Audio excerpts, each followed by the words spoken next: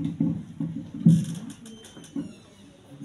encore le doyen de la faculté de médecine à présenter le candidat.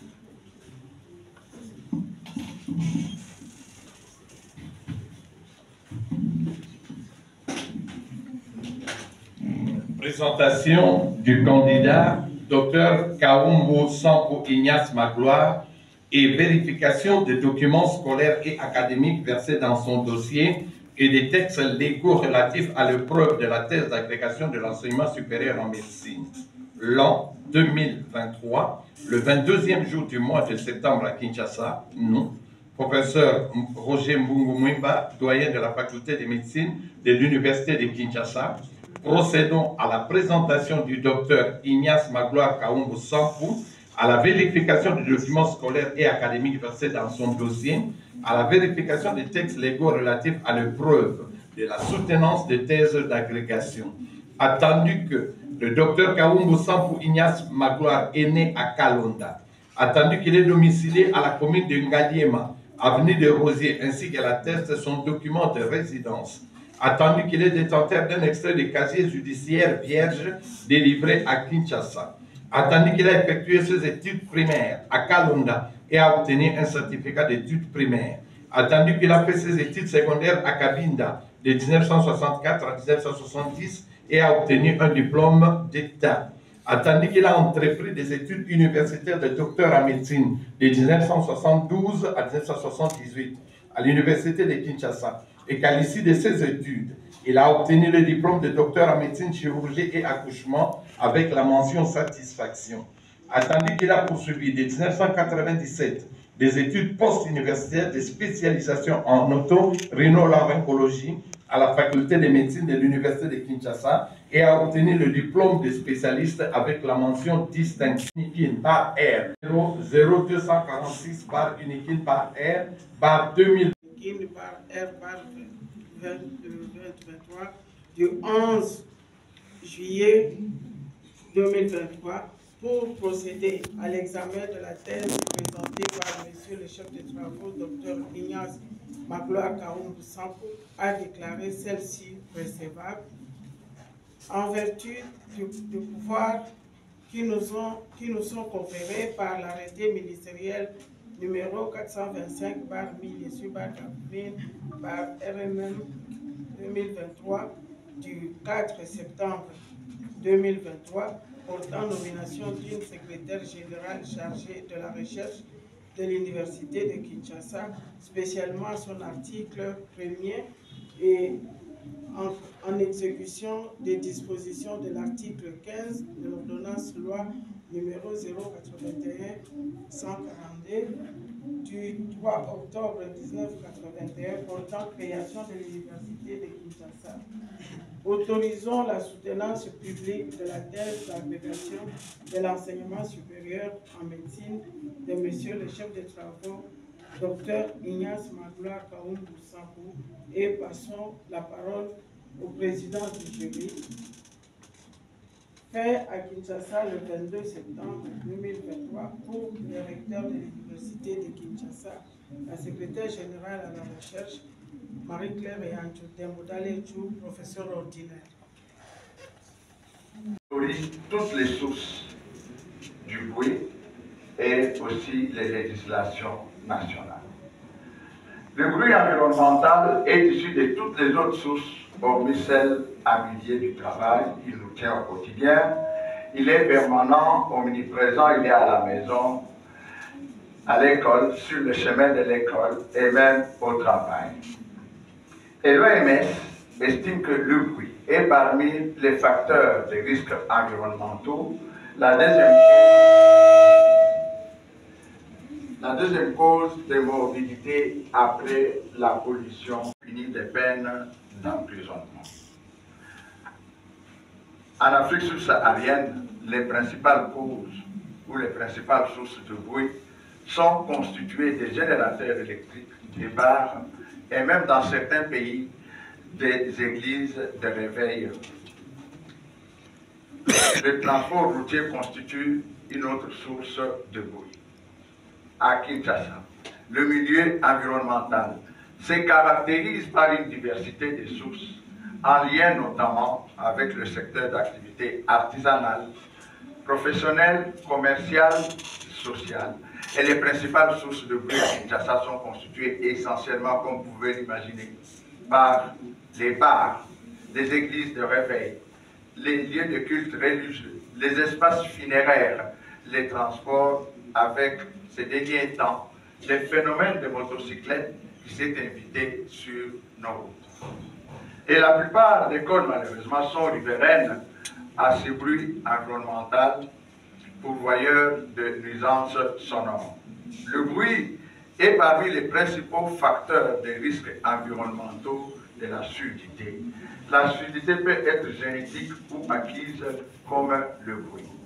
Et l'OMS estime que plus ou moins 5% de la population mondiale, soit 460 millions d'individus, dont 32 millions sont constitués de jeunes de moins de 15 ans, sont atteints de déficiences auditives incapacitantes, c'est-à-dire avec un seuil auditif supérieur à 35 décibels HL.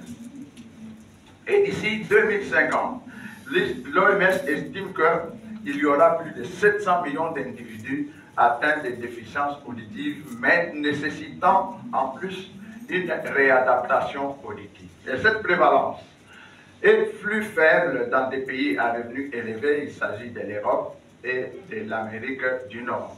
Elle est cependant plus élevée dans des pays à revenus faibles, en Afrique subsaharienne, en Amérique du Sud, en Asie du Sud et Pacifique. En 2019, Bramhall, en Australie, dans une étude avec 45 élèves fréquentant les écoles publiques, a trouvé une prévalence de déficience auditive estimée à plus ou moins 12%. Dans une étude à l'amont de cette thèse doctorale à Kinshasa, nous avons mis en évidence une prévalence de déficience auditive estimée à plus ou moins 21% et aussi une association négative entre le bruit et l'audition. Malheureusement à Kinshasa, la plupart des écoles n'échappent pas à cet environnement bruyant et les élèves qui le fréquentent sont ainsi exposés aux effets délétères auditifs et extra-auditifs dus au bruit environnemental. Il s'avère que les effets du bruit ambiant, même de faible niveau sonore, impactent négativement l'audition et les performances scolaires.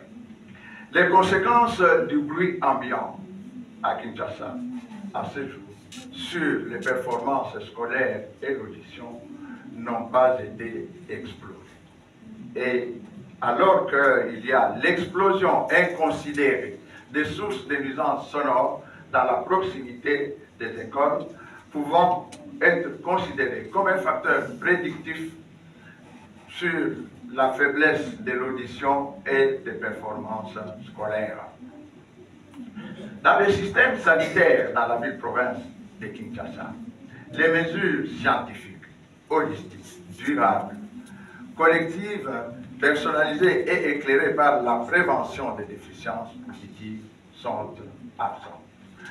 En outre, ces phénomènes très prégnants de la musique partout, dans les bars, dans les lieux de culte religieux, associés à l'augmentation de la surdité, a suscité une préoccupation majeure parmi les habitants, parmi les parents des élèves et même les enseignants. D'où la question de recherche que nous sommes posés sur ces phénomènes.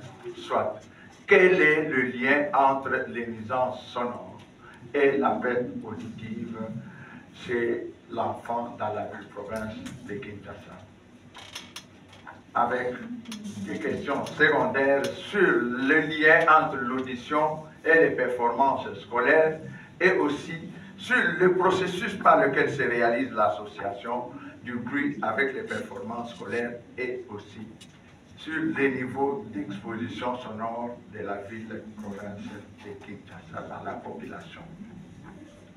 Le cadre théorique de cette thèse comprend les modèles conceptuels comme processus structurel et fonctionnelle, d'où des hypothèses ont été formulées. Et ces hypothèses sont assises sur 4 mécanismes explicatifs. Soit, d'abord, la cause commune en lien avec les déficits auditifs neuronaux, ça c'est pour le mécanisme direct, mais la cause commune, c'est en rapport avec les dégénérescences du système nerveux dues au bruit. En outre, la surcharge de la cognition comme mécanisme de compensation de la déficience auditive et aussi le surdiagnostic dû au déficit auditif et à la déficience auditive qui apporte d'autres voies du mécanisme explicatif. Monsieur le Président du jury, Monsieur les membres du jury, voici le modèle conceptuel de cette thèse. Il se décline en une séquence fonctionnant selon la modélisation par équation structurelle et il comprend 4 variables latentes. Il s'agit du bruit, de l'audition, de la cognition et des performances scolaires. Les performances scolaires ont été évaluées au moyen du test de TENAFEP en tenant compte du score en mathématiques, en français et la moyenne de la culture générale. Les autres variables latentes, notamment les variables latentes indépendantes, ont été aussi évaluées avec des variables de mesure. Pour le bruit, il s'agit de la source, du niveau sonore et aussi de l'intensité du bruit et du type de bruit. L'audition, nous avons utilisé l'audiométrie tonale avec le seuil auditif moyen et les 18 triple tests pour le DHL décibel RSB, c'est-à-dire ratio signal bruit. La cognition a été évaluée au moyen de l'échelle de Sifter, suivant les 5 domaines. Ici, nous avons mis les 4 domaines de capacité cognitive et nous avons considéré le 5e domaine comme variable latente indépendante. De cette introduction, et pour tester notre modèle conceptuel et répondre aux questions de recherche que nous sommes posées, nous avons émis une hypothèse principale, soit l'exposition au bruit environnemental entraîne une baisse de performance scolaire chez les élèves. Et pour atteindre de bons résultats, nous avons scindé cette hypothèse principale en 3 hypothèses secondaires, notamment les effets du bruit environnemental, la médiation de la déficience auditive et les déficits cognitifs affectent négativement les performances scolaires des jeunes. En outre, les déficits auditifs associés au déficit cognitif est un facteur prédictif d'une faible performance scolaire. Et enfin, le développement des capacités cognitives améliore les performances scolaires. Le but primordial de cette thèse est l'assainissement de l'environnement sonore pour réduire les déficiences auditives et cognitives des élèves, avec comme objectif général déterminer le lien entre le bruit environnemental et les performances scolaires à Kinshasa. Et pour atteindre cet objectif général, nous nous sommes assignés quelques objectifs spécifiques comme stratégie. Entre autres, caractériser l'intensité sonore des sources de bruit, les niveaux d'exposition aux nuisances sonores, les profils auditifs et l'âge de la population située dans le district éducationnel de Lubumbashi. Deuxièmement, évaluer les capacités cognitives avec une échelle adaptée au niveau des enseignants et aussi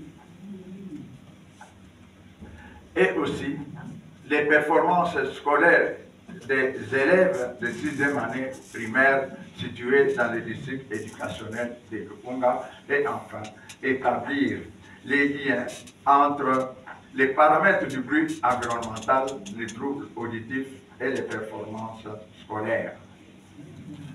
La pertinence de cette thèse est de contribuer à susciter l'intérêt parmi les experts pour l'évaluation et la réduction du bruit et de la prévalence des déficiences auditives et cognitives, et aussi la recherche des solutions pour l'amélioration des performances scolaires.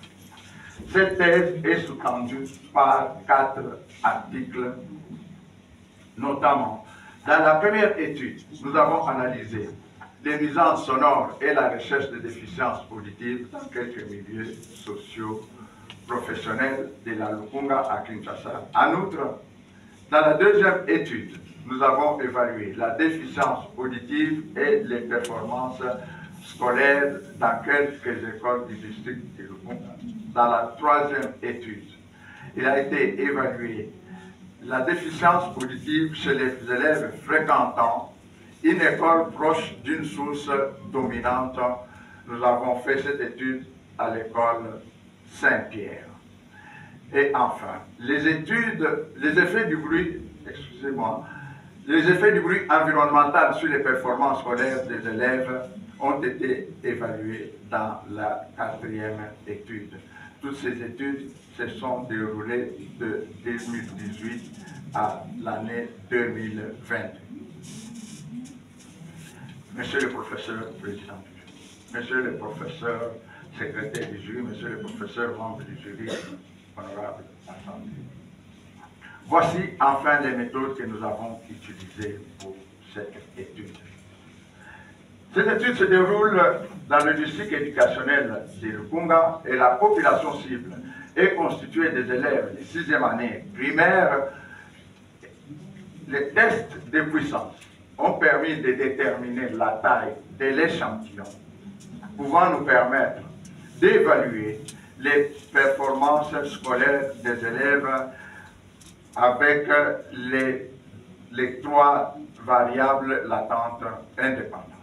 Les critères de sélection ont été définis selon 3 catégories, la source, les écoles et la population. Le matériel utilisé était constitué essentiellement de l'audiomètre et d'un sonomètre pour d'abord l'audition et les sonomètres pour les niveaux de bruit.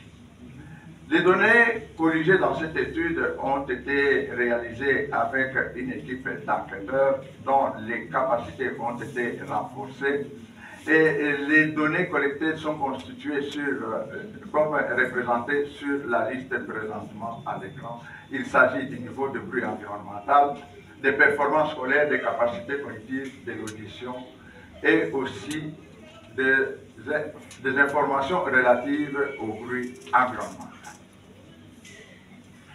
Les variables d'intérêt étaient constituées du sexe, de l'âge, du bruit, de l'audition et de la cognition et des performances scolaires des élèves.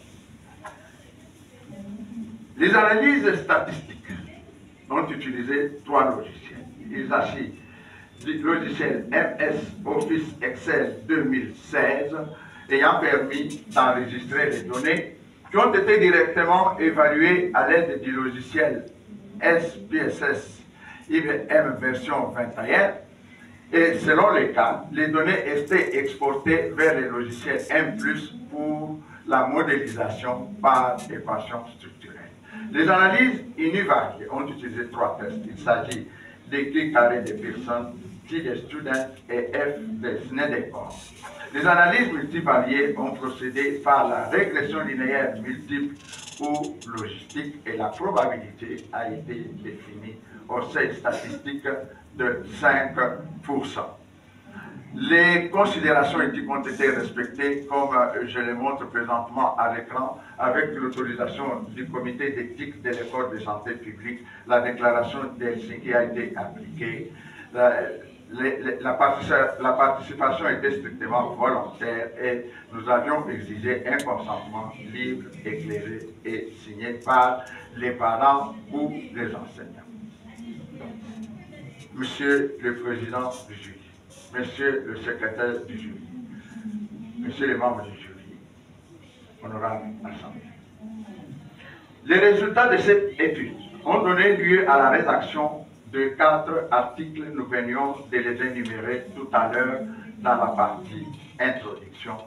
Et la première étude a évalué essentiellement les sources de nuisances sonores dans le district éducationnel de Lukunga et nous avons recensé au total 12 sources sonores et le tableau présentement à l'écran répertorie effectivement toutes les sources sonores sur la première colonne et certaines sources ont été compressées en un seul groupe, pouvant permettre ainsi d'affiner nos résultats. Nous avons évalué la nocivité des sources selon les rapports des cotes en tenant compte de la prévalence des déficiences auditives des personnes ainsi directement exposées aux différentes sources. Il se dégage que l'atelier d'ajustage s'avère être la source la plus nocive, comme l'indique le rapport de cote et même la probabilité à la dernière colonne. Il s'ensuit l'emboutissage. L'emboutissage, c'est là où l'on met les bouchons dans les brasseries, les fanfares, la forge, les moulins, la scierie et les menuiseries. Il y avait évidemment un groupe de comparaison qui était constitué de bruits environnementaux. La figure que nous présentement à l'écran définit le rapport entre le seuil auditif moyen et l'âge des personnes ainsi directement exposées. Comme l'indiquent les médianes des différents diagrammes à moustache, le seuil auditif moyen a évolué suivant l'âge des personnes ainsi exposées. Le tableau présentement à l'écran définit le changement de seuil auditif selon les fréquences entre les sources sonores et l'âge et aussi les niveaux d'exposition. Il se dégage, je prends un exemple, les tests d'effet entre les sources sonores, c'est-à-dire la différence d'effet entre les sources sonores sur le seuil auditif, s'est avérée statistiquement significative au niveau des fréquences aiguës. Un autre exemple. Les tests d'effet entre les niveaux d'exposition, c'est-à-dire la différence d'effet entre les niveaux d'exposition, s'est avérée statistiquement significative au niveau des fréquences aiguës. Cependant, l'interaction entre les facteurs principaux n'a pas montré d'effet statistiquement significatif. Il faut revenir sur les niveaux d'exposition. Ceci, c'est indépendamment de l'âge et des sources sonores. Dans la deuxième étude, nous avons, avec un échantillon de 728 élèves, fait l'évaluation de différents types de surdité suivant l'âge des élèves dans un tableau qui étudie les types de déficiences auditives et le seuil auditif moyen et la prévalence selon l'âge des élèves. Il s'avère, comme l'indique ce tableau, que les élèves plus jeunes ont présenté une prévalence de déficiences auditives plus élevée par rapport à leur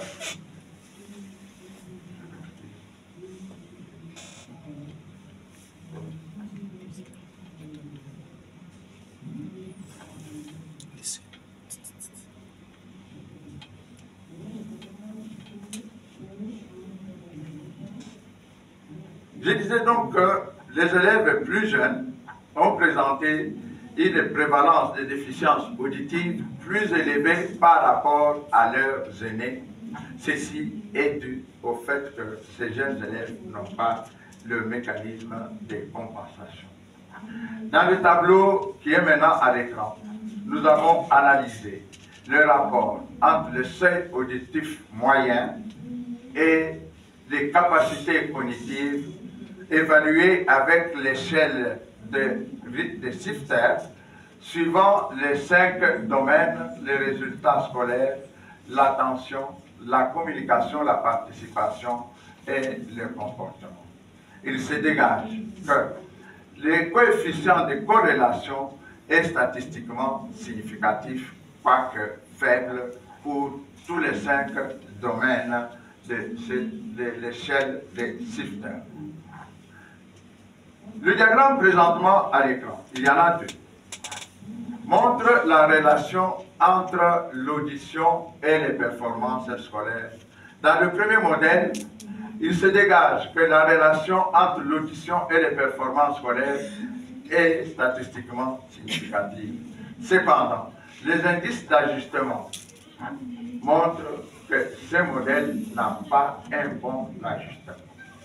Et dans le deuxième modèle, qui évalue la relation entre l'audition et les performances scolaires sous le contrôle de la cognition, il se dégage que toutes les associations sont statistiquement significatives, c'est-à-dire la relation entre l'audition et les performances scolaires, entre l'audition et les performances scolaires sous le contrôle de la cognition, il y a un coefficient de corrélation qui sont tous affichés sur les tableaux. Et même les modèles, plutôt les indices d'ajustement de ce modèle, montrent que ce modèle a un bon ajustement. Dans la troisième étude, qui s'est réalisée dans un complexe scolaire proche d'une source sonore dominante, avec un échantillon de 238 élèves régulièrement inscrits en classe de 6e année primaire, nous avons d'abord fait le dépistage auditif qui a montré une prévalence de déficience auditive estimée à plus ou moins 16%. Et pour affiner nos résultats, nous avons considéré certaines variables suivant différentes catégories. Nous considérons par exemple la première variable qui analyse la relation ou les rapports entre les élèves dont la déficience auditive a été autodéclarée et ceux dont la déficience auditive a été découverte à l'occasion du dépistage. Nous avons constaté que la différence est statistiquement significative. Un autre exemple, nous prenons les types de surdité. Il y a les surdités cachées, modérées, minimes et légères. La différence n'est pas statistiquement significative entre les différents types de surdité par rapport aux élèves entendants valides. La modélisation par équation structurelle, affichée présentement sur le diagramme à l'écran, montre 4 modèles théoriques. Dans le premier modèle, qui analyse la relation entre le bruit et les performances scolaires, le coefficient de corrélation est de 0,412. Dans le deuxième modèle, qui analyse la relation entre l'audition et les performances scolaires, le coefficient de corrélation est de 0,750. Dans le troisième modèle, qui analyse la relation entre les bruits et les performances scolaires, sous la médiation de l'audition, nous avons constaté que le coefficient de détermination, cette fois-là, est de 0,331. Le quatrième modèle et le dernier analyse la relation entre le bruit et les performances scolaires. Sous le contrôle de l'audition et de la cognition, le coefficient de détermination est estimé à 0,532. Tout ceci veut dire quoi? Que ces différentes variables latentes indépendantes ont un effet sur les performances scolaires. Et l'ensemble de toutes ces variables latentes indépendantes ont un effet estimé à plus ou moins 38%, c'est-à-dire la variance des performances scolaires est estimée à plus ou moins 38%. Dans la dernière étude, la quatrième, nous avons évalué les effets du bruit environnemental sur les performances scolaires des élèves malentendants et avec un échantillon de 728 élèves et une attrition de 19%. Nous avons d'emblée, comme les variables de mesure ont été évaluées dans la première et la deuxième étude, Dans la troisième étude, ça a été par modélisation. Dans la quatrième étude, les variables latentes ont été évaluées par modélisation. Et nous passons directement à la modélisation par équation structurelle qui montre pratiquement les mêmes effets que le diagramme précédent, mais toutes les associations se sont avérées faibles. Pourquoi? Parce que ici, nous avons considéré plutôt un échantillon plus important et les nombres d'écoles sont plus élevés, ce qui fait qu'il y a des écoles où les niveaux de bruit étaient faibles et aussi les nombres d'élèves entendants valides étaient plus nombreux et aussi ceux avec des capacités cognitives normales étaient aussi plus importants ou les capacités cognitives valides. Dans cette dernière étude, nous avons présenté toutes les variables de mesure que nous avons utilisées dans cette étude. Il y en a 13 au total qui sont affichées sur les deux colonnes extrêmes. Monsieur le Président du jury, Monsieur le Secrétaire du jury, Monsieur les membres du jury, en guise de discussion, permettez-moi que je fasse un bref commentaire sur nos résultats. Toutes les associations entre les variables latentes se sont montrées statistiquement significatives. Elles sont toutes cependant faibles pour des raisons que nous venions d'évoquer tout à l'heure. Et ceci corrobore les données de la littérature qui dit que le bruit entraîne une baisse des performances scolaires, une baisse de l'audition et des capacités cognitives. Ceci a été confirmé dans cette étude. Et quelques forces confortent ces résultats. C'est notamment la caractérisation des nuisances sonores et leurs sources afin d'envisager de dresser la cartographie sonore de la ville-province Kinshasa. Elle n'existait pas. Ce n'est pas seulement Kinshasa, mais pratiquement dans tous les pays en Afrique subsaharienne. En outre, l'utilisation des tests standardisés, c'est-à-dire le TENAFEP et le SIFTER, ont permis de capturer les différentes dimensions de l'audition et de la cognition sur les performances scolaires. Une autre force, l'évaluation du bruit environnemental que nous avions faite aura été donc une évaluation complète et aussi détaillée en évaluant non seulement les moyennes journalières du bruit, mais aussi les caractéristiques du bruit, et ceci en régime événementiel.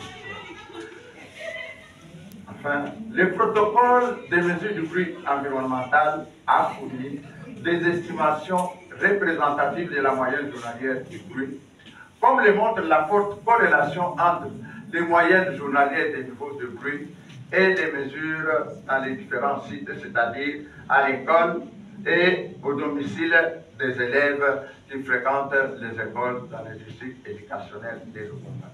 Quelques limites, ça ne manque pas pour cette étude. C'est notamment le design transversal n'ayant pas permis d'intégrer la temporalité et la variabilité des données que nous avons colligées. En outre, la situation géographique, c'est-à-dire le choix par convenance du district éducationnel de Lupunga a constitué, nous le pensons, un biais de sélection. Et enfin, l'absence constatée d'association de l'exposition au bruit au domicile et les résultats cognitifs et scolaires et les scores en culture générale est peut-être lié à la classification erronée du niveau d'exposition attendu plus important, plus important est l'attribution résidentielle des niveaux du bruit par modélisation, parce que les bruits au domicile, nous l'avons effectué par modélisation, c'est-à-dire nous sommes référés aux sources ou au niveau des sources que nous avions recensées dans la première étude, et pour les autres études, nous avons fait la modélisation pour toutes les variables des mesures. Enfin, Monsieur le Président du jury, Monsieur le membre du jury, Madame la Secrétaire Générale, Monsieur le doyen de la faculté honorable de santé, en conclusion, nous considérons que le bruit nous tient au quotidien, il est permanent, omniprésent, il est à l'école, à la maison, sur les chemins, sur les espaces funéraires, dans les milieux de loisirs, il est là. Et en outre, en milieu urbain, où se multiplient les sources de bruit et où se concentre la population du fait des naissances et des choses rurales, les niveaux de bruit ont atteint des seuils nocifs pour la santé des individus et leur bien-être. Et aussi, l'exposition ou la relation que nous sommes parvenus à mettre en évidence entre l'exposition sonore, la déficience auditive et les résultats scolaires, et pour nous, un impact réel de l'impact du bruit environnemental sur le type de surdité, sur les performances scolaires, sur la santé de la population aussi. Et enfin, la surdité, qui est considérée comme la conséquence la mieux documentée du bruit, s'avère être aussi la cause de la baisse des performances scolaires, vu le fait que ces jeunes élèves sont moins aptes pour développer les mécanismes d'adaptation, de compensation fonctionnelle et de suppléance psychologique. Et comme perspective, nous supposons que l'implémentation d'un programme holistique de santé scolaire fondé sur un paradigme intégrateur prenant en compte les réalisations antérieures et basé sur les stratégies de prévention des facteurs de risque environnementaux pour l'amélioration des conditions d'écoute et par-delà toutes les performances scolaires des élèves. Et aussi, nous avons considéré que l'opération Kinshasa-Bopeto constituerait donc une structure de base qui s'étalera sur plusieurs axes et prenant en compte la combinaison de la trilogie des 3 R, l'épidémiologie,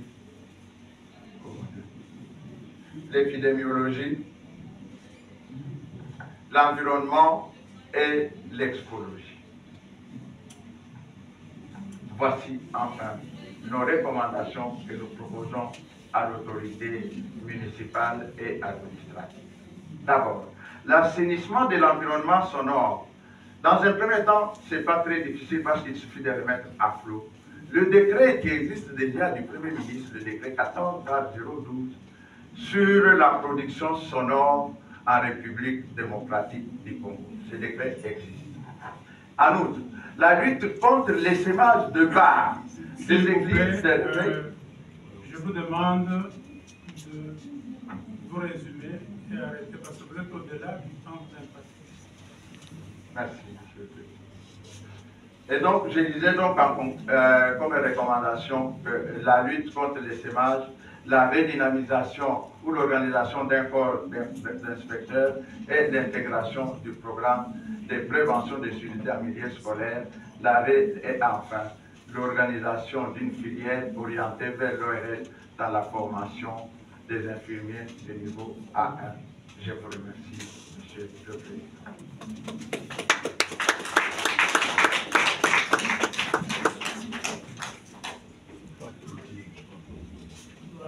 Merci beaucoup pour gagner votre place.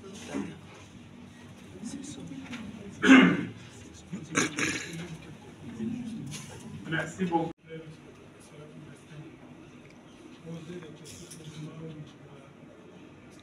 Ok. Notre plan d'étude, nous avons fait l'étude 1, numéro 1. J'aimerais savoir, j'aimerais quand même que vous puissiez expliquer, surtout au public, l'étude 2. Pourquoi vous avez fait l'étude 2? Vous avez fait l'étude 1, et puis l'étude 2, l'étude 3 et l'étude 4. J'aimerais que vous puissiez expliciter que parce que dans l'étude 1, il y a ceci, donc c'est là que nous avons fait l'étude 2. Vous le dites sur notre forme, mais ça n'apparaît pas aussi clairement. Mais vous le dites et que vous le dites d'une manière beaucoup plus simple. Alors, j'aimerais savoir pour le public si vous pouvez définir et modéliser un son. Donc, si vous pouvez les quantifier, modéliser sa propagation en tenant compte de l'anatomie fonctionnelle. Il faut dire que pour que nous ayons un son, qu'est-ce qui se passe au niveau de l'oreille externe, de l'oreille moyenne, de l'oreille interne? Qu'est-ce qui se passe pour que le public puisse savoir le son, comment on arrive à entendre?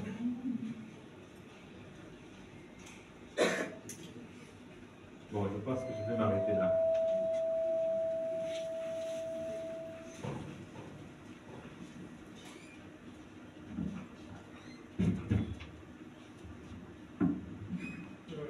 Merci beaucoup, professeur Kayimbo. Monsieur le chef d'État Kaumbo, vous avez suivi. Il y a 2 questions qui vous sont posées par le professeur Kayimbo.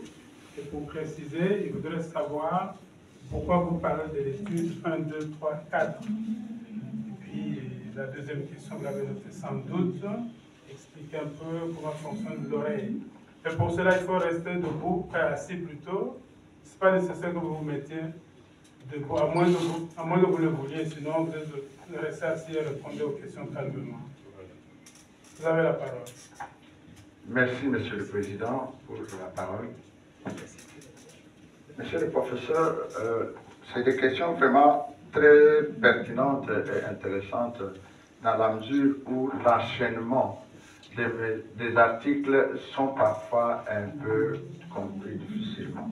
Alors, dans la première et la deuxième étude, comme je l'ai montré avec les diagrammes de la modélisation par équation structurelle, dans la première étude, nous avons essentiellement évalué les sources sonores qui sont pourvoyeuses des nuisances sonores dans le district éducationnel de Lukunga en utilisant l'instrument de l'audition pour évaluer les effets du bruit sur l'audition. Nous avons donc, à l'occasion de cette étude, évalué les variables des mesures bruit et audition. Dans la deuxième étude, nous avons évalué les 2 autres variables latentes. C'est notamment l'audition et la cognition en rapport avec le bruit. Ça nous a permis, parce que dans la modélisation par équation structurelle que nous avons utilisée pour cette thèse, il y a d'abord le premier modèle qui est le modèle des mesures. Dans les 2 premières études, nous avons évalué les modèles des mesures. Et par la suite, ayant maintenant les éléments pour évaluer le bruit, l'audition, la cognition et les performances scolaires, nous avons maintenant évalué la relation entre ces variables, les 4 variables latentes, bruit, audition, performance scolaire et cognition. En fait, nous voulions dire ceci, que dans les 2 dernières études, nous avons évalué ou affecté les niveaux de bruit par modélisation. C'est-à-dire quoi? Nous avions utilisé un questionnaire que nous avions remis aux parents. Et chaque parent devait identifier les sources qui sont situées dans les façades des maisons. À l'école, la même chose. Nous avons évalué nous-mêmes aussi les sources de bruit, c'est-à-dire nous appelons ça les campagnes de mesures. Nous avons fait les campagnes de mesures dans les écoles et nous avons aussi considéré certains domiciles. Nous en avions tiré au hasard 30 domiciles pour évaluer les niveaux de bruit dans ces domiciles. Alors ceci, ça a permis que, après avoir effectué les campagnes de mesures, c'est-à-dire que nous sommes allés nous-mêmes sur le terrain, ou les enquêteurs, ou les enseignants, nous avons prélevé les mesures de certaines sources, ou des niveaux d'audition, ou des capacités cognitives, et par la suite, ça a été fait par modélisation. C'est-à-dire quoi? Un parent nous a dit que chez lui, il y a une église de réveil comme source dominante à côté, à la façade. Nous disons que nous avons considéré la moyenne des nuisances sonores dans les églises de réveil à 78 décibels A. Et donc, nous disons que pour les domiciles de cet élève-là, les niveaux d'exposition est de 78 décibels A. C'est ce qui a permis que nous puissions évoluer rapidement et surtout que nous étions... Cette étude s'est déroulée pendant la période de Covid-19. Il fallait donc éviter dans la mesure du possible les contacts et même l'évaluation de l'audition a utilisé le moyen indirect, c'est-à-dire par téléphone, le digit triplet test. On évalue l'audition au moyen du téléphone ou du pavé numérique avec un ordinateur. Ça, les deux premières études ont consisté dans l'évaluation des variables des mesures. Dans les deux dernières études, nous avons par modélisation fait maintenant l'évaluation par association de toutes les variables latentes comme modèle structurel en fait de la modélisation par équation structurelle.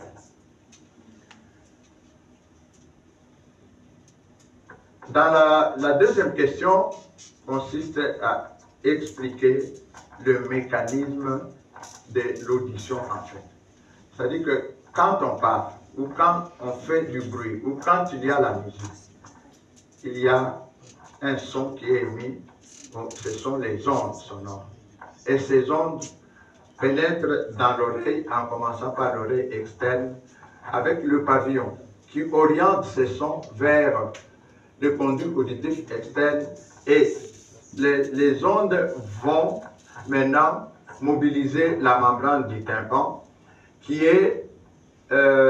elle, fait des mouvements sur les osselets et les osselets vont sur les fenêtres et le bruit est ainsi transmis ou transformé en signal électrique et passe à travers l'oreille interne vers le nerf auditif.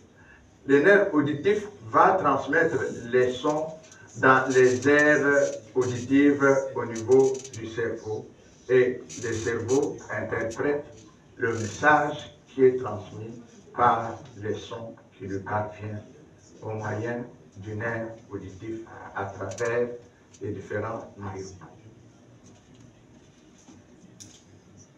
Professeur Kayimbo.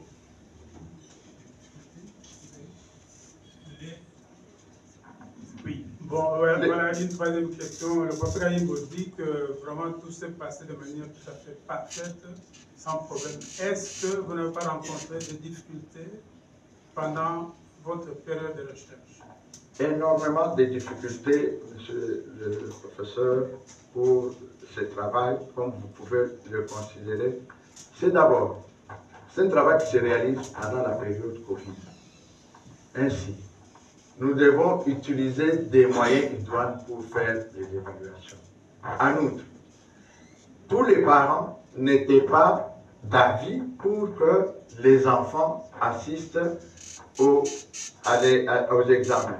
Nous avons, pour certaines écoles, dû motiver des élèves pour qu'ils acceptent de se déplacer parce que nous n'avons pas fait des évaluations seulement dans les écoles. Il y a des écoles, dans certaines écoles, nous avons dû demander aux enfants d'aller au centre des enfants malentendants, pas des enfants, des personnes malentendantes de Kabambari. Et donc, ces enfants-là, qui devait y aller avec, nous prenons généralement le surécole, comme on l'appelle là-bas, c'est-à-dire l'agent du directeur, qui devait accompagner ses enfants jusqu'au centre de Kabambar. Et ces enfants-là, même si les enseignants et les directeurs insistaient, certains enfants ne voulaient pas. Il fallait leur apporter un coca ou autre moyen pour les motiver. Les difficultés, il y en a eu beaucoup, pour les moyens de transport, le financement a été très coûteux pour nous. Il fallait disposer du matériel idoine, un audiomètre, des sonomètres et un appareil pour les potentiels évoqués auditifs que nous avons utilisé pour confirmer le test des 10 et triple test dans les surdité cachées. Professeur Kaindo, êtes-vous satisfait? Oui, je suis tout à fait satisfait, Président. Ben, voilà, ok, merci beaucoup. Nous passons la parole à professeur Mananga pour l'évaluation de la thèse.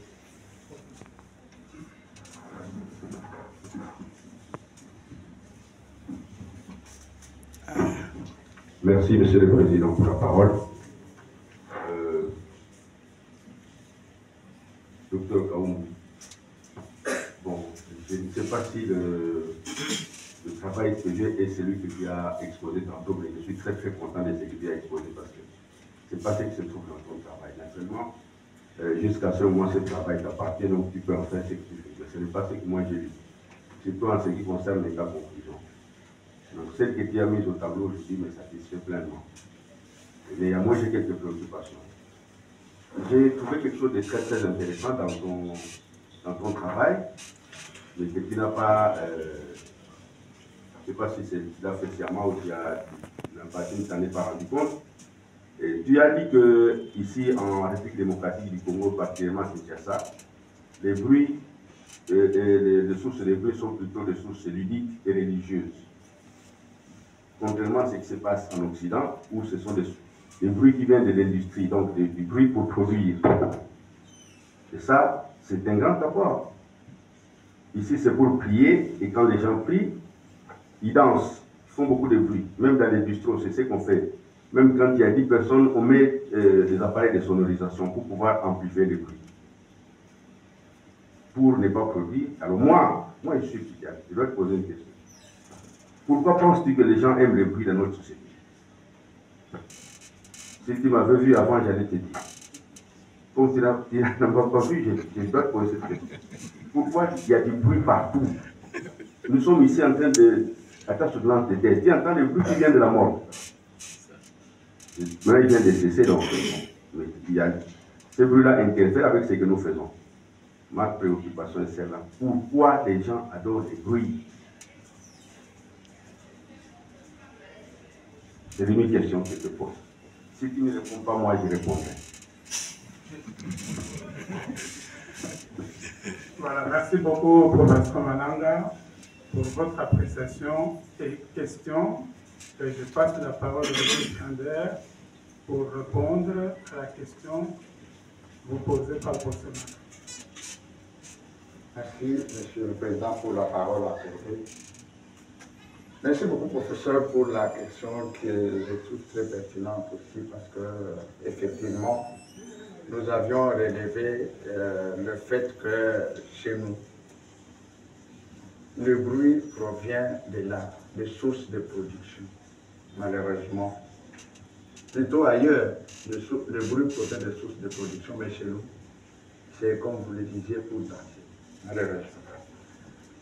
Pour répondre à votre question, en plus, c'est comme disait un peu Mao. Je suis croyant, et profondément croyant. Mais Mao disait que la religion, c'est l'opium du peuple.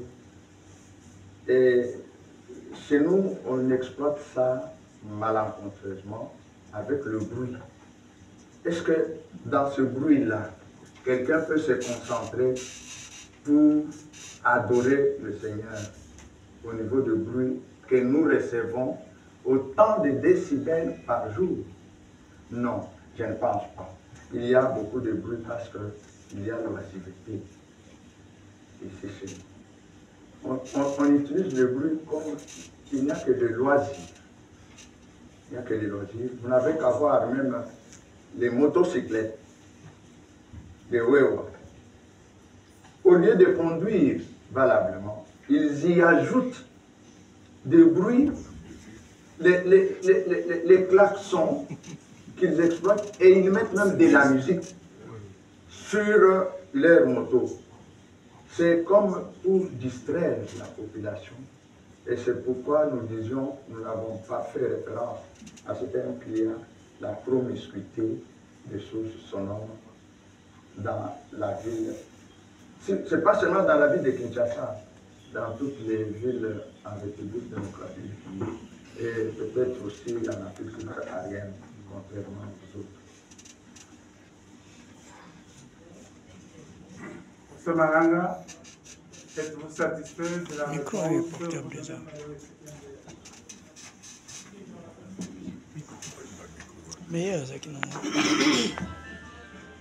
De Madame la secrétaire générale de la recherche, qui est venue pour présider cette séance. En principe, nous devons la libérer parce qu'elle a sur ses épaules le poids de l'Université de Kinshasa, en l'absence de M. le recteur et de M. le secrétaire général académique. Je remercie aussi M. le doyen de la faculté de médecine qui avait accepté que nous soyons dans ces jurys. Et j'allais dire que ce n'est pas la première fois que j'interviens sur la faculté de médecine au membre du jury. Il y a 2 ans, je crois, j'étais dans la thèse de professeur Kikontoel. Et ici, je suis dans la thèse du chef de travaux Kaoumbo. Et je suis dans 2 autres jurys de la faculté de médecine qui seront défendus très incessamment. Et enfin, je remercie le professeur Matanda et toute l'équipe d'encadrement qui m'ont accepté parmi les évaluateurs de cette thèse. Je remercie également tous les membres du jury ici présents pour leur disponibilité. Tout à l'heure, le professeur Malanga était déjà ailleurs, mais quand on lui a appelé, il s'est dépêché pour nous rejoindre. Je voulais féliciter particulièrement l'impétrant pour le mérite et la qualité du travail réalisé. Je crois que son promoteur reviendra là-dessus. C'est au mois de mars, c'est au mois de février 2023 que je suis entré en contact avec le chef de travaux Kaoumbo par l'intermédiaire du vice-chef de la recherche, spécialisation et agrégation, qui m'avait envoyé la première version du projet de thèse du chef de travaux Kaoumbo pour lecture et appréciation. Et nous nous sommes rencontrés en face à face à la suite de mon premier rapport de lecture et d'appréciation. Depuis lors, nous nous sommes rencontrés régulièrement, au point que je suis devenu plutôt membre du comité d'accompagnement que peut-être membre du comité de lecture. Et s'il y avait une promotion là-dessus, j'aurais pu demander à M. le doyen que je sois promu plutôt dans le comité d'encadrement plutôt que de lecture. Et depuis lors, donc, jusqu'à ce jour, le chef de travaux Kaoumba s'est montré un apprenant docile, assidu, prêt à s'améliorer davantage. Et grâce à nos échanges et à tout ce que le membre du jury et du comité de lecture ont fait comme observation, il a pu consolider et il a dû enrichir et consolider le contenu et la qualité de sa dissertation. Des observations positives sur le travail, d'abord de l'importance de la recherche et du mérite et de la qualité du travail. Il s'agit d'une recherche très intéressante, pertinente et originale, très peu exploitée par les scientifiques, médecins, psychologues, pédagogues, sociologues ou autres. C'est une thématique à la fois, le professeur Omoka l'a dit, interdisciplinaire et multidisciplinaire. C'est un sujet d'actualité, l'environnement et ses effets sur la cité. Nous avons suivi les résultats, comment les églises,